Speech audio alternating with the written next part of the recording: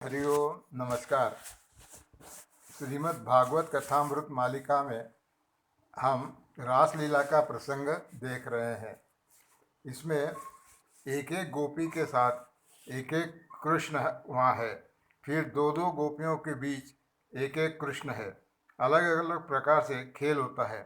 वैसे देखा जाए तो प्रत्येक वृत्ति के साथ हम भगवान को देख सकते हैं। एक वृत्ति गई और दूसरी वृत्ति आई, उसके बीच में यानी हर दो वृत्तियों के बीच में परमात्मा है। प्रत्येक वृत्ति के साथ भी परमात्मा है और यह खेल चलता जा रहा है। कोई अपनी आँखों को बंद करके देखे तो रासलीला का आनंद उसको यहीं पर मिलने लग सकेगा। इस प्रकार यहाँ तो कामलीला का कोई प्रश्न ही नहीं आता। हम पहले भी देख चुके हैं कि भगवान के नाम स्मरण से ही काम का नाश हो जाता है, तो भला उन भगवान में कामना क्यों आने लगी, यह एक बात है। दूसरी बात जो इस विषय में तर्क दिया है वो है कि यह कथा कौन सुना रहा है, वो है सुखदेव जी महाराज, जो विरक्तों के शिरोमणि है और ब्रह्म भाव में डूबे हुए साक्षात ब्रह्म स्वरूप है। वे सुना रहे हैं और वो किसे सुना रहे हैं? वो राजा परीक्षित को सुना रहे हैं, जिसका 7 दिन बाद सर्प से मृत्यु होने वाली है। भला और वो बार बार उन्हें भगवान की लीला के बारे में पूछता है। उसको क्या सुखदेव जी महाराज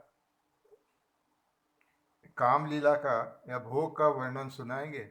यह हम इस पर विचार करें। भला सुखदेव जी क्या उसको काम चर्चा सुनाएंगे? नहीं, जबकि परीक्षित बार बार कहता है मुझे भगवान का यश सुनाइए। तो इस प्रकार हम देखते हैं कि रासलीला के बारे में जो शंका है वे व्यर्थ है। इतना समझकर हम इस रास पंचाध्यायी में प्रवेश करते हैं। कुछ लोग कहते हैं यदि इन 5 अध्यायों के खंड को निकाल दे तो भागवत अच्छा हो जाएगा। इसका मतलब यही हुआ कि किसी के शरीर से पंच प्राण निकाल दो तो शरीर बहुत अच्छा हो जाएगा। ये 5 अध्याय तो पंच प्राण है, आनंद को ही निकाल डाले तो जीवन में शेष क्या रह जाएगा? यदि आत्मा आनंद स्वरूप न हो तो जीने की इच्छा कैसे होगी? तब कौन जीना चाहेगा? इस संसार में इतना दुख होते हुए भी मनुष्य मरने की इच्छा नहीं करता, क्योंकि उसको लगता है कि कुछ आनंद मिलने वाला है। इस प्रकार से अब हम देखते हैं कि अब वह समय आ गया है। अपनी योग माया का आश्रय लेकर अब भगवान रासलीला करने जा रहे हैं। क्षीरहरण और अनेक लीलाओं में से भगवान ने पहले ही सब काम तैयार कर लिया है। तैयार करने के बाद अब उन्हें ब्रह्मानंद का अनुभव कराने के लिए वो उद्यत हो गए हैं। भगवान यमुना के किनारे खड़े हैं। उस पूर्णिमा की रात्रि के सौंदर्य को देखकर उनका मन बहुत ही आनंदित हुआ।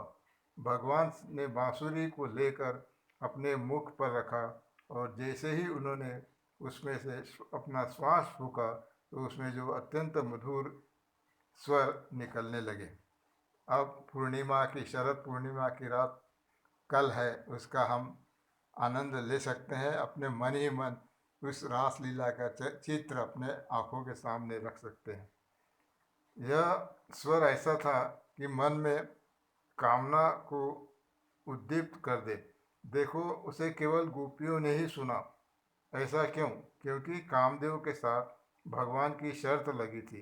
भगवान की आयु इस समय केवल 7 वर्ष की थी। यह ध्यान रखने की योग्य बात है। भगवान ने जब वह तान छेड़ी तब गोपियाँ घर में अपना अपना काम छोड़कर वैसे ही त्याग करके भगवान के पास दौड़ कर आती है। बंसी की तान सुनकर वे सब दीवानी हो गई। वे जा रही है और उन्हें पता ही नहीं था।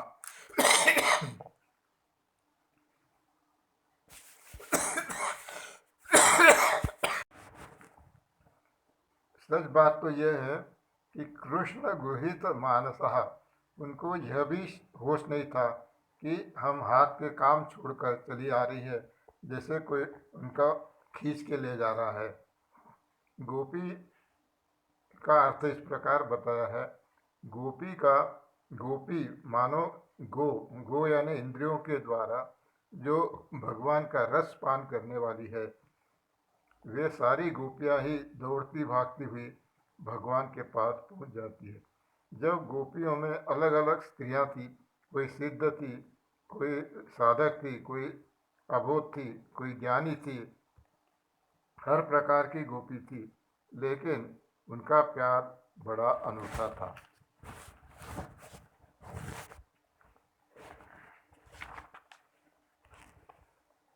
रा, राजा परीक्षित पूछते हैं कि भगवान ने वे सब श्री कृष्ण से प्यार करती थी, परंतु उन्हें ब्रह्म समझकर तो नहीं करती थी। वे तो उनको एक पुरुष समझकर ही प्यार करती थी, फिर उनको मोक्ष कैसे मिल गया।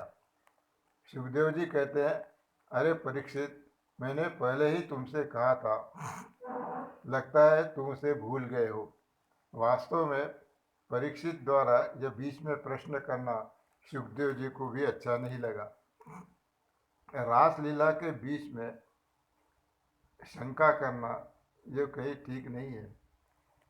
वो सुखदेव जी महाराज कहते हैं, मैंने तुमको पहले ही बताया था, कोई द्वेष से भी भगवान को याद करे तो उसकी मुक्ति हो जाती है। यहाँ तो प्रेम से कर रहे हैं, और फिर कोई किसी भी प्रकार के से कर रहा हो उसे तुमको क्यों चिंता हो रही है, शंका क्यों हो रही है।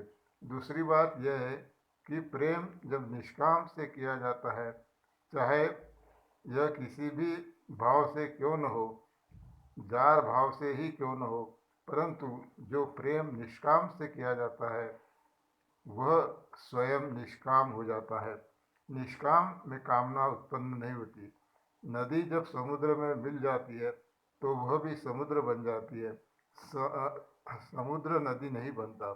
कामना को लेकर यदि हम निष्काम परमात्मा के पास पहुंच जाए तो हम स्वयं ही निष्काम हो जाएंगे, परमात्मा कामना वाला नहीं रह जाएगा। जो परमात्मा के स्वभाव को, स्वरूप को नहीं जानता, उन्हीं के मन में ऐसी निरर्थक शंकाएं आती है। ये स्त्रियां भगवान के पास पहुंची और देखो, भगवान ने उनको सीधे स्वीकार नहीं किया। भगवान उनके धर्म का उपदेश करते हैं।